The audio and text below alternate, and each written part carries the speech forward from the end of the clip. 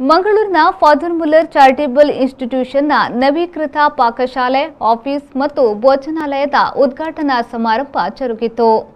ಸುಸಜ್ಜಿತವಾಗಿ ನಿರ್ಮಾಣಗೊಂಡಿರುವ ಮಂಗಳೂರಿನ father Muller charitable ಇನ್ಸ್ಟಿಟ್ಯೂಷನ್ನ ನವೀಕೃತ ಪಾಕಶಾಲೆ, ಆಫೀಸ್ ಹಾಗೂ ಭೋಜನಾಲಯ ಉದ್ಘಾಟನಾ ಕಾರ್ಯಕ್ರಮ ಜರುಗಿತು.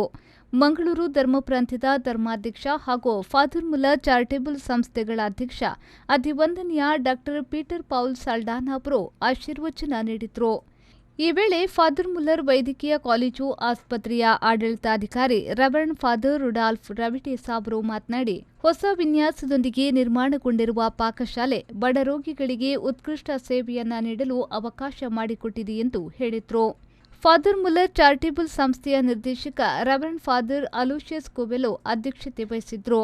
ಈ ವೇಳೆ ಫಾದರ್ ಮುಲ್ಲರ್ ಮೆಡಿಕಲ್ ಕಾಲೇಜಿನ ಆಡಳಿತಾಧಿಕಾರಿ ರೆವರೆಂಡ್ ಫಾದರ್ ಅಜಿತ್ ಮೆನೇಜರ್ ಸೇರಿದಂತೆ ಮೊದಲಾದವರು ಉಪಸ್ಥಿತರಿದ್ದರು.